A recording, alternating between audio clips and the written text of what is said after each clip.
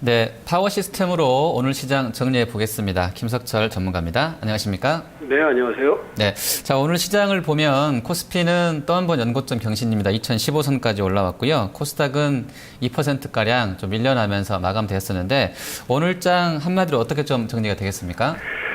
네, 참 시장이 아주 요지경 같죠. 그래서 오늘 시장은 한마디로 말씀드리면 삼성전자 왜곡 장세다 이렇게 좀 정리가 될 것 같습니다. 네, 자 그러면 삼성전자를 제외한다 그러면 시장 분위기가 뭐 안 좋았다 이런 쪽으로 좀 이해를 하면 될까요? 삼성전자가 시장의 질서를 지금 상당히 왜곡시켜 주고 있어요. 그리고 이제 삼성전자에 의해서 시장의 흐름이 좀 착시 현상을 보이고 있다. 이제 이렇게 보시면 될 것 같은데, 그 내용을 한번 들여다보면은요, 오늘 종합주가 지수는 플러스예요. 그죠? 근데 오늘 이제 종가 흐름을 보니까 하락 종목 수는 506개고 상승 종목 수는 297개입니다. 이게 이제 최근 몇 달 동안 계속 똑같은 상황이 반복되고 있거든요. 그러니까 삼성전자가 움직이는 장에서는 하락 종목수가 많아요. 그러니까 하락 종목수가 많다라는 얘기는 우리 개인 투자가들 입장에서는 시장에서 수익을 얻을 수 있는 확률보다는 손해를 볼 수 있는 확률이 높다라는 거거든요. 거기에 이제 오늘 보시면은 종합주가 지수는 플러스를 보였지만은 코스닥은 급락이 들어왔다라는 거거든요. 그렇다면 개인이 느끼는 오늘 시장의 흐름은 아주 급락이었다 이렇게 보시면 될 것 같고요. 여기에 또 한 가지 덧붙일 부분들이 뭐냐면은요. 최근에 이제 시장의 흐름을 자꾸 이제 그 삼성전자를 떼놓고서 생각을 하면 시장을 잘못 볼 수가 있는데요. 오늘도 이제 가령 이제 종가 부분까지 외국인 투자가들이 매수를 했습니다.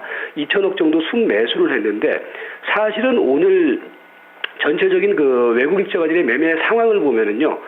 삼성전자 한 종목에다가 1,350억 순매수를 보였거든요. 그러니까 이제 우리가 얘기를 할 때도 외국인이 주식시장에서 순매수를 보였다 이런 관점이 아니라 삼성전자만 샀다 이렇게 되는 거죠. 그러니까 시장의 흐름이 이 삼성전자에 의해서 시장의 전반적인 흐름이 상당히 왜곡되고 있고 이 흐름에 따라서 시장이 어떤 현상이 벌어지냐면요. 예컨대 이런 거예요. 외국인과 기관 투자가들이 말입니다. 예를 들어서 선물시장 쪽에서 위로 올라가는 롱 포지션을 취해놓고 삼성전자를 집중적으로 사들이면은 선물과 옵션 쪽에서 수익을 극대화할 수 있다는 거거든요. 이게 바로 최근의 시장의 팩트라는 점. 그래서 개인 투자자들 입장에서는 상당히 외형적인 시장의 흐름을 보면은 시장이 안정적인 흐름으로 보여지겠지만은 시장의 내부적인 메커니즘은 이렇게 형성돼 있다는 점. 그게 이제 오늘 시장의 포인트, 즉 삼성전자의 왜곡 장세 흐름으로 좀 이해를 하시면 될 것 같습니다. 네. 네. 자, 그러면 오늘 업종들 좀 봐야 될 것 같은데요. 증권주 좀 좋았던 상황이고요. 지금 말씀해주셨던 삼성전자 관련해서 그룹주가 좀 나쁘진 않았던 그런 흐름이었는데요. 증권주의 시세 흐름 뭐 좀 어떻게 보셨습니까? 그러니까 지금 이제 업종별 흐름이라는 게 의미가 없어요. 왜 의미가 없냐면요. 그러니까 시장이 어떤 업종별 흐름으로 움직인다기보다는 지금은 이제 삼성전자라는 한 종목을 중심으로 해서 IT 업종 이렇게 이제 그 기본적인 어떤 중심축이 정해져 있고요. 그 옆에는 뭐냐면은 지난주까지는 현대차, 현대모비스를 중심으로 하는 자동차 업종. 그러니까 얘네들이 뭐냐면 업종별로 움직인다라기보다는 지금 상당히 선물과 연계된 흐름이 연출되고 있다라는 거거든요. 거기도 이제 증권주라든지 건설주라든지 이런 뭐 대중주 성격의 종목들의 경우는 순환 흐름으로 이제 그 시세를 부추기는 양상으로 좀 들어오고 있다라고 이제 보여지는데 증권 업종에서도 보시면은 증권 업종 지수를 좌우하고 있는 종목이 딱 두 종목이란 말이에요.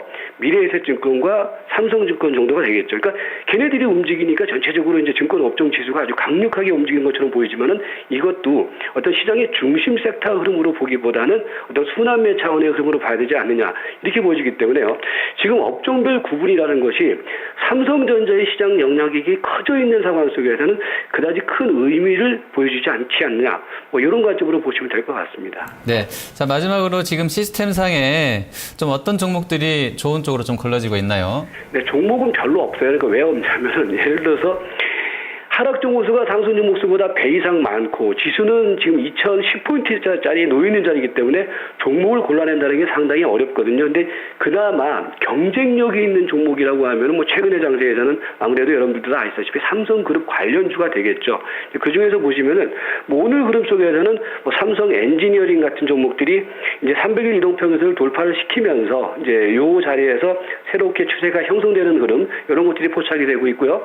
그다음에 뭐 제일 모직 같은 경우에도 이제 마찬가지입니다. 바닥권의 흐름 속에서 움직이고 있다라는 거죠. 그러니까 왜 이 종목들이 이제 포착이 되냐면은 지금 지수가 2010포인트를 분명히 밴드 상단 부분이란 말이에요. 그런 상황이기 때문에 종목 흐름에 있어서도 대형주 쪽에서도 좀 상대적으로 바닥에 있는 종목을 보자 이런 관점이고요. 그다음에 이제 GS 건설 같은 경우에도 우리 파워 시스템에서는 뭐 최근에 계속 말씀드리고 있는 종목인데 이런 종목들이 이제 선별적인 흐름, 즉 이제 이평선이 정별되어 있는 가운데 움직이고 있기 때문에 이런 종목들은 선별적인 시세 접근이 가능하다. 뭐 이런 관점으로 대응을 하시면 될 것 같습니다. 네, 알겠습니다. 오늘 말씀 잘 들었습니다. 네, 고맙습니다. 네, 파워 시스템 살펴봤습니다.